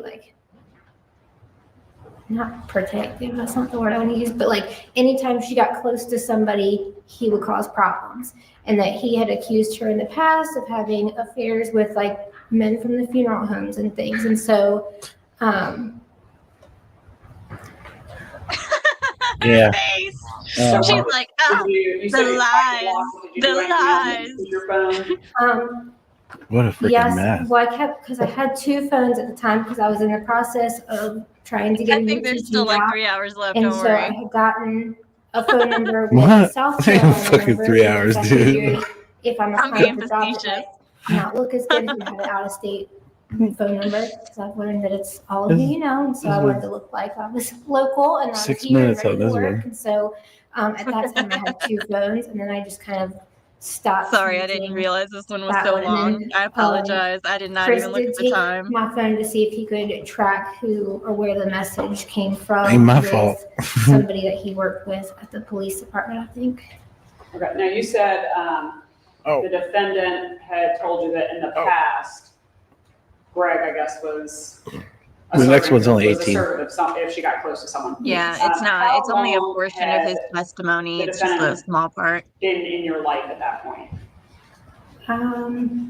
So if that was September, just since she moved in December, so less than a year. You testified You that can't you trust spent quite a anybody. bit of time with her. Yes. Had you ever had? God, any he's gonna play issues with his with hair, Greg everybody. up Dude. to that point? I mean, we had never met him. It's just I mean, ratty. like, usually, just from the stories that she told us and how Fucking you know, hat's driving she me claimed it was crazy. so bad. It's like if we knew that he was coming to get the kids or whatever, then we would leave. Like we're like, well, we don't want to be here, you know, and we would leave if we knew, or she would leave to take the kids where they had to go. Other than the defendant's own words, did you ever have any evidence that She was like mom number 2. Greg Rice was abusive or inappropriate? No, just what Pretty she told me. much.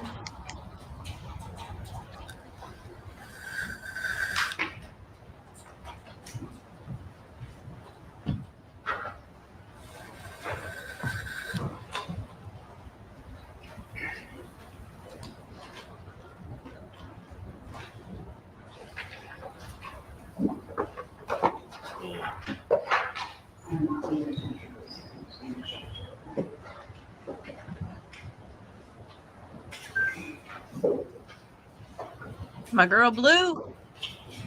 Yeah. That's Robo. She's tough during this trial, though. She's tough. Man, I don't think I would mess with her.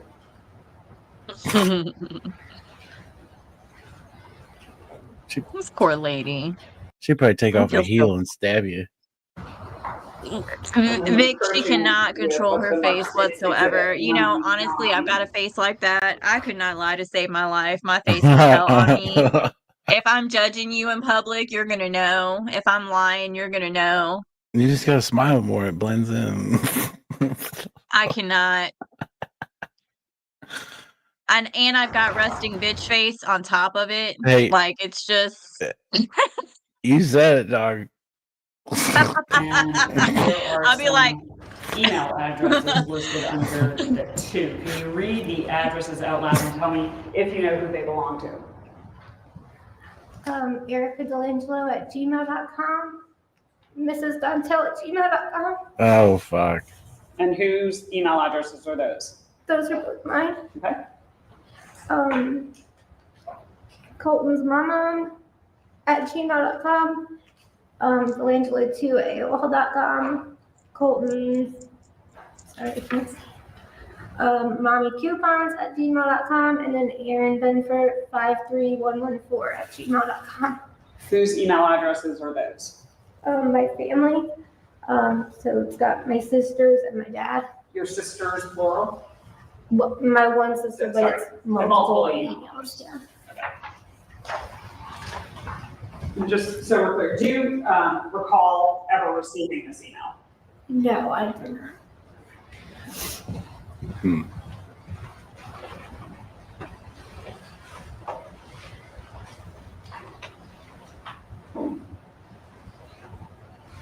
All for a little pleasure. What a way to ruin your life. When Yeah. Husband would be But- on yeah. call. Would he stay with you, stay someplace else? What was that like? Yeah, when he was on call, I mean, he'd just be at the house, because his regular job, he worked from our home office, so he was at home until he got a call, and he'd go on calls and come home whenever the calls were done. Would he frequently be gone for kind of hours at a time? Yes. Do you remember learning that Greg Rice had disappeared? Yes. How did you find out? Chris told me that Meagan called and said that Greg didn't pick up the kids from school. Do you recall when that was? I just remember it was a Monday. I guess the first Monday of October. What did you think at that point?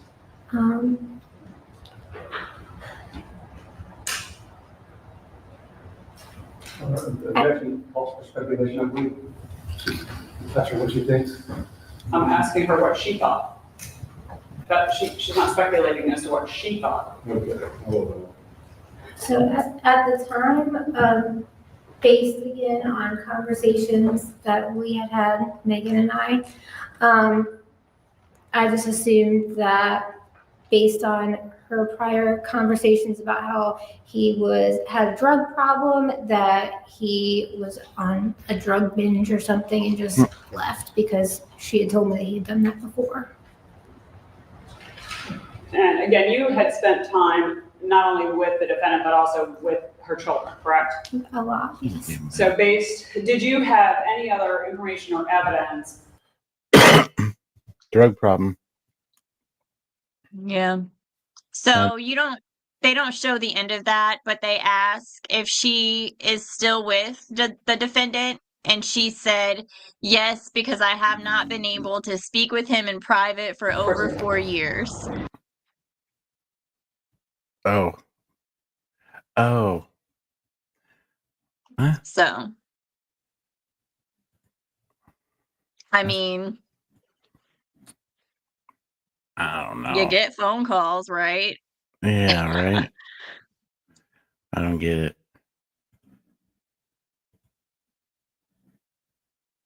Look at that. Oh, jump Oh, scare. Fuck's Jesus. sake. What is this? What's this? That's him. No, this little patch here. Looks like he's been That's his soul patch. it seems like his sexy patch. seems like he's been ducking, you know what I mean? Wait till you hear him talk. Wait till you Oh. hear him talk. Holy shit. All right. You know he's hanging out with the boys in prison. Oh, are you the boys or the boys? The boys. All right. I'm really going to play this and I'll be right back. Oh. She's getting her. Oh, she says, let me get ready. Yeah. Hey, I that's hot need stuff. a new hairdo. I'm not liking this. I feel like I resemble her too much here. Oh, buddy. You can estimate or not if you don't know. You said it. I would only be estimating an hour maybe. What did you do after Abuelos? So, well, while we were at Abuelos, I remembered that a friend of my family who works at a different restaurant, it was her last weekend working there. And I mentioned to the defendant that we should have gone there in Socastee. So we decided that when we left Abuelos, we would stop by there to see her on her last shift. So we left Abuelos and headed for the restaurant in Socastee. When we got there, there was a line out the door. There was nowhere to park. So we ended up not even going there. So we continued on down the road to another friend of ours. He looks like he works Residence. He lives on in death. So we headed toward the Osprey Marina. I said he looks like he works in the line of death. Look at him. Yeah, he's definitely got the The dark look. Where's his eyebrows? He's not real stunning, but everybody's got a flair, if you know what I mean, Vern.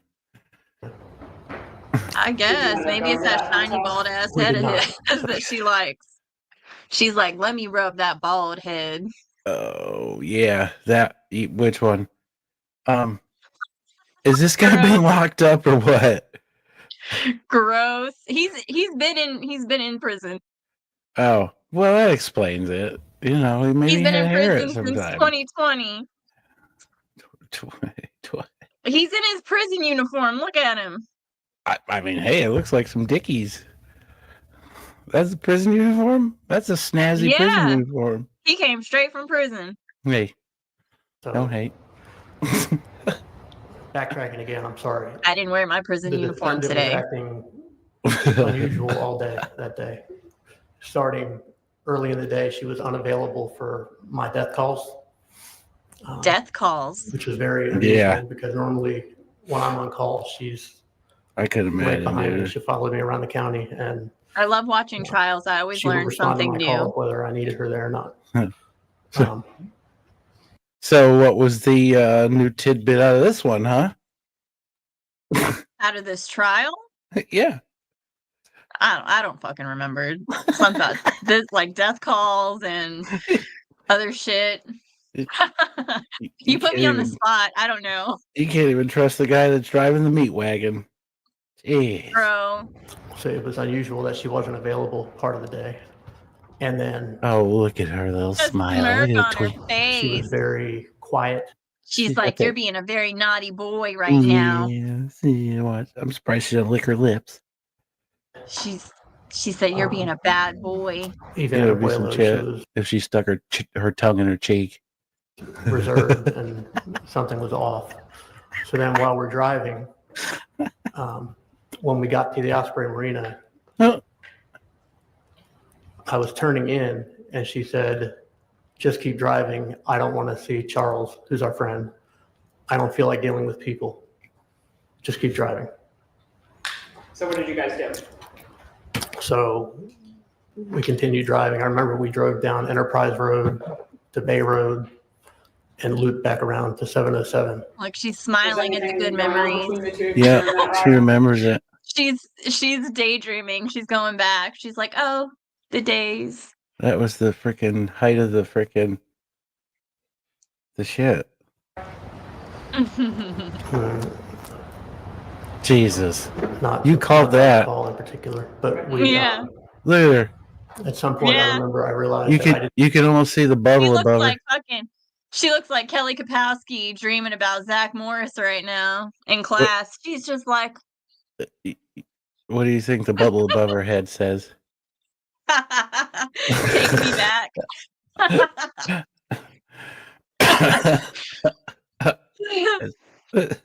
Didn't have any of my supplies that I needed for work. I had a little blue bag that I carried with me that had all the paperwork I needed. It had my gloves. It had things I would need if I were to get a death call. And I had left it in my Explorer at Abuelo's. Supplies. So at some point we went back to get the bag out of my Explorer in case I got a death call, so I would be able to do what I needed to do. Can I infer that you and the defendant were driving in her van when we were? Yeah, we left my Explorer at Abuelo's, and I was driving her van. What happened after you went back to Abuelo's to pick up your bag? She said that she needed to stop by at Myrtle Beach Funeral Home because she had left her glasses there. Oh yeah. Earlier that day. Was this after? She had to stop by the funeral home. What the hell? Typical business hours at a funeral home? It was late. It was dark. So it had to have been 9 o'clock or so. How would you guys have gotten into the Myrtle Beach Funeral Home? If it's after hours? With the key. Who had a key? The defendant definitely had one. I may have also had one.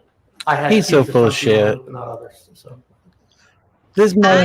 One key with us. Maybe. I think we only believe like 80% of his story. Dude, This mother trucker was like the HNIC, and he said he didn't have a key. Mm-hmm. Look at that. You can almost see this guy's eyes turning brown. So the woman said she has to wear glasses. Did you, in fact, go to the funeral? Oh, look, she's in And heaven. look at her. Yeah. She's just like, okay, buddy. So we went to the funeral home. And She's probably assume sitting there was looking thinking, for- if I had a chance, I would cut that thing off. You're lucky yeah. you got away. her glasses. Yeah. She went to the left. We walked in the back door of the What a building. sap suck. She walked to the left, which is back toward where the embalming room is. I went straight up the hall toward the office. Since what do they give like turtlenecks out in prison? This is like a quarter turtleneck, huh? Well, I mean, he might have. You can buy that kind of stuff from commissary. Well, he's living in the 80s. At some point, I heard her speaking, presumably on the phone. And then I heard the conversation end. She came to the office. When she got to the office, she had her cell phone out. And I was talking to her, and she wasn't looking up at me. Whatever was on her phone, she was very, had her attention. And she said, I have to go see Greg. Oh, yeah. She's looking at his Did she location. say why she had to go see Greg? She did not, but I said, well, I'm not going Why not? Why wouldn't you go? because she was constantly complaining about drama and abuse, and I didn't want to be part of it. She would typically take a friend with her. Her friend Savannah would go with her to Greg's house, or she would go on her own. Is that based on what she told you, or did Wasn't her daughter's name Savannah? Yes. Oh, and she's got a friend named Savannah too. Okay. Yeah, I thought that was odd. I bet. I thought that was kind of odd when I heard it. Heard it the first time. I don't want to be caught up in We'll just stick with Savannah. drama. what happened when you told her you weren't going to go? She said she would just be a few minutes, just go with her. What happened next?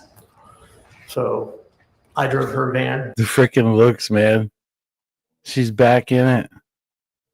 If you could, if she had a mic on, I guarantee you probably hear this woman gritting her teeth.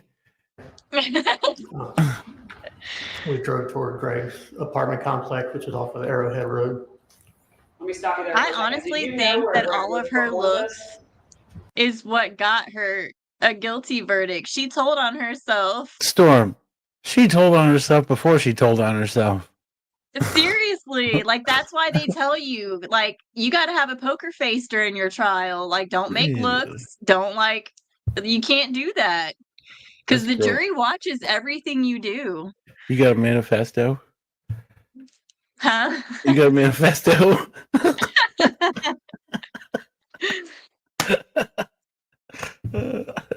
I'm just saying, like, I really think that she fucking told on herself with all the looks she was given.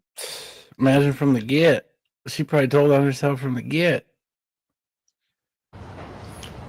I knew where his apartment complex was. I had been there on death calls before, so I knew roughly, figured what it was You called. know, day one, all they probably had to do was pump her stomach.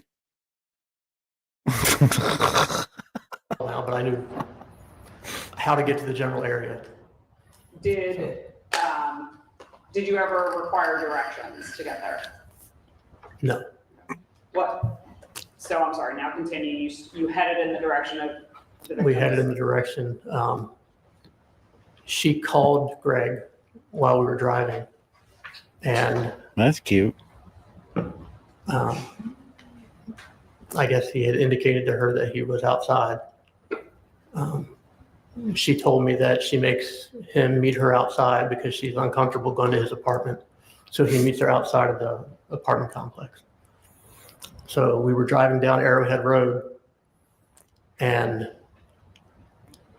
I saw Greg on the left side of the road walking towards us, just outside of the apartment complex. And I said, "Is that him?" She said, "Yeah." So as we approached him, I started to slow down, and she said, make a U-turn. So I kind of passed him, made a U-turn. I wonder if they shot him outside. Listen. And as I pulled Jesus, Linda. up alongside him, she said, because I was going to, he stopped walking and he kind of turned to face our van. And I was stopping right next to him and she said, pull up, don't be awkward. So I said, pull up. She said, yeah, pull up. So I pulled up so that we had passed him. What happened next? She opened the door and shot him. Oh, Pitts. Called it. How many shots did you hear? A lot. What did you do? I froze. Did the defendant say anything to you at that point? Yeah. Bag him and tag him, babe. Tears, Help me. crocodile tears. Not big man on the stand So what did you crying. do? She went, time to go to work, babe. We got to bag him and tag him. Bag him and tag him. Let's go. We'll just take him to the newcomer funeral home. The van and walked toward the back of the van. Greg was laying right at the back of the van on the side of the road. He does kind of look like a thumb. What did you do? Huh? She said, put him in the back of the van. So I opened the back of the van and we Yeah. started It's there. It's there. Or big toe. Definitely. treating him just as we would treat any other body. And I grabbed the sheet, treating him just as we would treat any other body. That's cute. And I grabbed the sheet, wrapped it up like a rope, put it underneath his torso to help with leverage. And then in her van, she had what we call I don't remember what we called it, like a sliding board. It was a black plastic backboard, and it was flexible. That's what they so you use could to put a body on transfer it and bodies. Easily slide it and maneuver it around. I pulled that off of her stretcher, and using the sheet as leverage, we both picked Greg up and put him on the sliding board and put him into the back of the van. What did you do next? I reached in and started buckling him. So on the mortuary stretchers. Hey, at least he was making sure he had a safe ride, huh? That we had put him It's on. wild to me. It's like it was like business as usual, though. Hey, he said it. Just like another work day. Yeah, Yeah, that's crazy. on the beat. There's two seat belts, and you click them, and what they do is they hold the body in place. And I started to do that, and she started screaming and cussing at me and said, what are you doing? We need to get out of here. We need to get out of here. And I shut the back door. Greg was just kind of haphazardly on the stretcher. He wasn't buckled on. He wasn't covered up. And He seems like he has more of a conscience we got in about the it van. than she Yeah. does. Like, this guy cares down to the point where, like, Greg wasn't even She wants him to wrapped be covered up. and strapped properly. He was not Yeah. ready for transport. Yeah, Jesus fuck. And I like she did not give two I held shits. on. She wanted to go. She was ready to How long go. did you say you were in God damn it, babe. Will you just let me do my job? the Arrowhead community? not long. No standing up in the van. Almost spit my coffee out. Greg, put your seatbelt on, damn it. And Jesus fuck. I'm horrible. by the time when I pulled up in front of him, I'm going to hell. it was like one swift move. Like she opened the door, slid out, and it was pop, pop, pop, pop, pop, pop. Had the two of you moved bodies? The Yeah. crying, together? sir. The crying. Yeah, I know. I'm sure That's a show. he was part of this. I'm sure she manipulated the shit out of this guy. Yeah. Cry me a river, sir. You just have to say yes or no. Yes. Was, as part of your jobs, was that a fairly frequent occurrence? Yes, every day. So you said that you hightailed it out of the Arrowhead community. Where did you go? We went back to the funeral home. What happened when you got there? Well, first of all, on the way there, I asked her, what just happened? Why did you do that? And she didn't say much. She told me to go to the funeral home. And I just remember the complete nonchalance. Just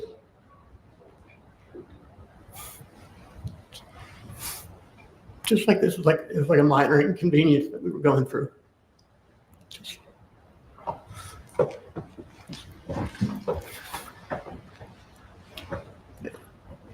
So what happened once you got back to the funeral home?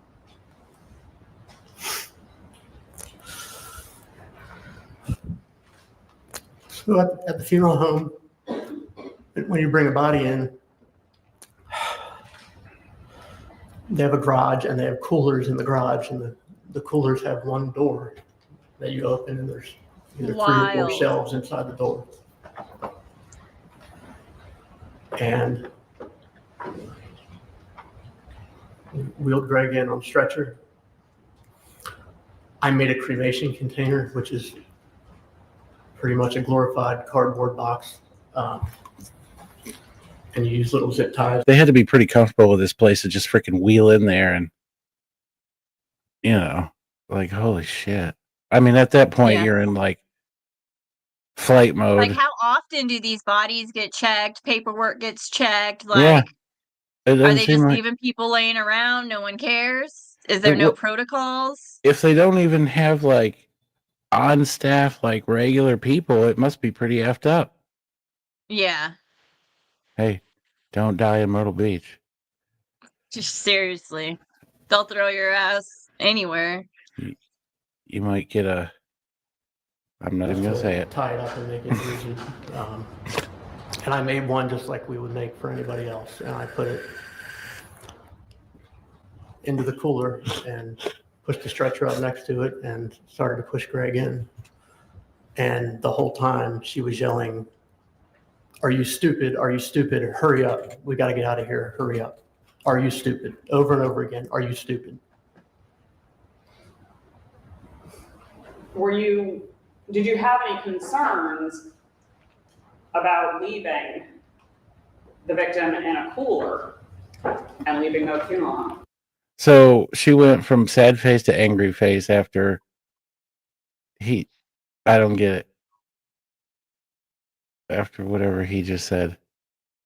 Oh, she was doing it so easy. Some shit. I put so sometimes the coroner's office will use funeral homes as extra storage, like if we're out of room at the morgue in Conway, or if it's for whatever reason we might need to leave a body at a funeral home. And typically we put What's going on, Vern? This is so brazy to me. Yeah. It's just like you just murdered someone and you're just going to leave their body around with a note for anyone to find. Yeah. Just like walking up to checkout and you forgot your freaking purse in the car. You just leave the cart there. No biggie. No big deal. It's okay. The shelf that that was on, it just said "hold for coroner," and that's what I did. Hold for coroner. That said "hold for coroner." Would that have been unusual? I know hold for coroner. No, that was a regular thing. What if the coroner came in there, grabbed the body, started embalming it? Yeah, like that they'd have been Scooby Doo. really fucked then. They get the Scooby Doo face. Yeah. Like, where'd he go? Shit. Which way did he go? Which way did he? Fuck. Out of the van and loading him into the cooler. Were you able to see him? Was there a lot of blood? Nothing to see here. Nothing to see here. Business as usual. So the night that we put him in. Yes, the night he was killed. I did not look. I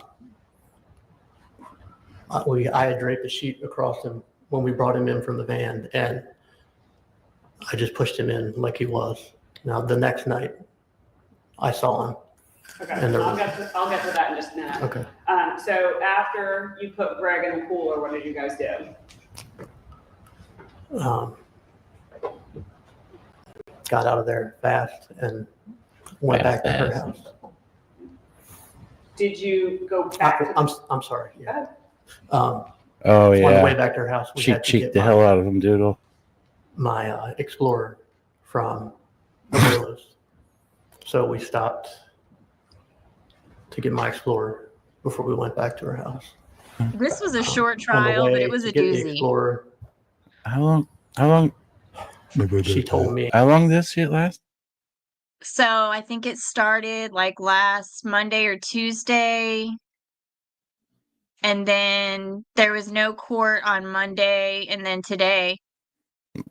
Yeah. So like a week. that if I ever told anybody what happened, she would kill me. Oh, And that- jeez.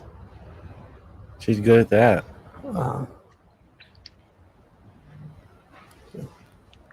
We have to be in this together. She told me that I have to stay with her that Maybe she's so upset because she knows this is the last time she's gonna see his face. night. I better not leave her. Her lover. Yeah. Her No, bald-headed lover. Mm-hmm. Got my It's chilling. Explorer. chilling. We went to Lowe's food store, International Drive.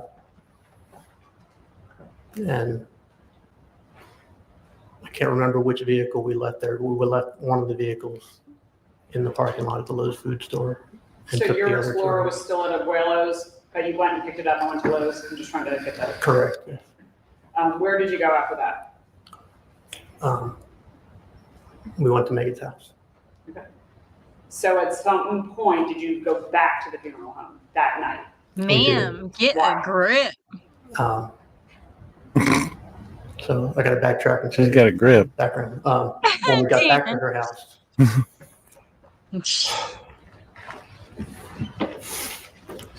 her daughter, Savannah, was watching TV in the living room. Don't look back at her, you evil bitch. Yeah. And I just Yeah. remember thinking how normal Fucking it was crocodile in the house. tears. I had to pretend that this hadn't just happened. You just sat there with her daughter after killing her dad. Yeah, that's some sick ass shit. Megan went Poor Savannah. straight to the shower, Look at her back there and I crying. sat on the couch with Savannah. I'm over here pointing like y'all can I'm see sorry, Savannah. what I'm pointing at. Okay, you just have to Hey. answer my questions. Yeah. I was Sat on the thinking couch what with her. Victorine said a I'm trying to long make time small ago. talk. Stop your bitch ass crying, Another killer. fake ass. Yeah, I'm gonna tell her, Dan. Hey, Megan. Anyways, so was that all the videos? Yeah. That was I didn't send you anything else from today because everything happened so fucking quickly. yeah. That But was I think everyone here knows that the end result was that she was found guilty. She's got life without parole, so she's going to be in prison for the rest of her life. And his sentencing will come pretty soon after this, I'm pretty sure. yeah. I'm sure And his I'm guessing that he took some sort of plea deal, so his sentence would be reduced for testifying against her. That's usually what happens. Are you saying there's going to be a part 2? I mean, if they come back for his sentencing, there could be. We could come back, talk I'm about sure it. they have to. They got to give him some kind of, you know. Oh, he's definitely getting time. I just don't know whether it's going to be like 25 to life, 50 to life, or life with parole, something like along those lines. Man, if they give this guy some soft ass shit, that's gonna be horrible. Yeah. I don't know. I think that he's still gonna get a pretty hefty sentence. Yeah, because like I mean, he didn't do much to fucking tell the truth on the that really didn't need to be told to freaking lock her ass up. yeah, I mean, she killed him, but he got rid of the body, so he was an accessory after the fact. Yeah. So Mm, I don't know. That's all I really got love for that triangle. case. Yeah, I was blown away by that shit. Feel like a dummy. I never even heard of it. Yeah. Been watching it. All right, Vern. You want to get out of But this yeah, place? I guess I'll keep an eye out for when he gets sentenced and we can come back for that. Yeah, we can do that. Let you guys know what happens. Maybe he's got to have a trial, 'Cause right? No, he's not gonna have a trial because Oh, because he just pled he was guilty. yeah, he was already up for trial. They had a jury selected. The prosecutor was ready to stand up and make statements, and he was all like, "Actually, I'm just gonna go ahead and plead guilty, and we don't need to do any of this." Bowed right out. Bowed right out like a little bitch. So Dan, yeah, I think he's got 5 years. Well, 4.5 years. So if this happened in 2020, it's 2025. It's ridiculous shit that goes on out there. What's funny is they were both released on bond, Yeah? and they both violated the bond by hooking up again. Huh. And so they both got sent back to prison. What a dumb shit, huh? Yeah, they just couldn't get enough of each other. I'm sure it was her ass. Well, it takes two, but anyways, I feel like she's the aggressor in the situation.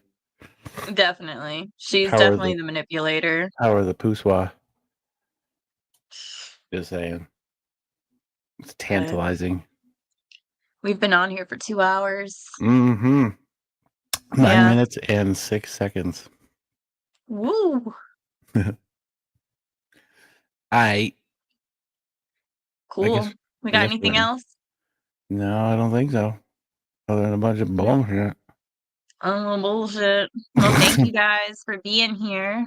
Yes, appreciate y'all. All right. Well, we'll talk to y'all later. See y'all when we see ya. Bye. Bye.